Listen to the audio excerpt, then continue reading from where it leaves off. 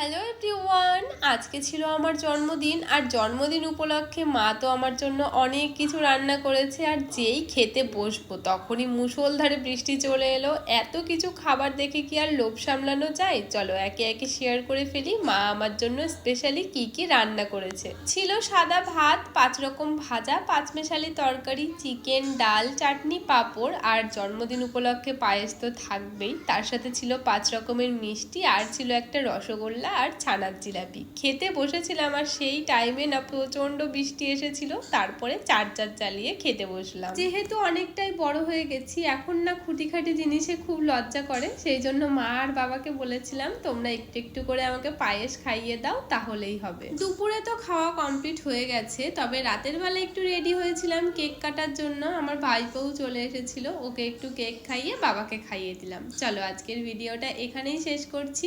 By.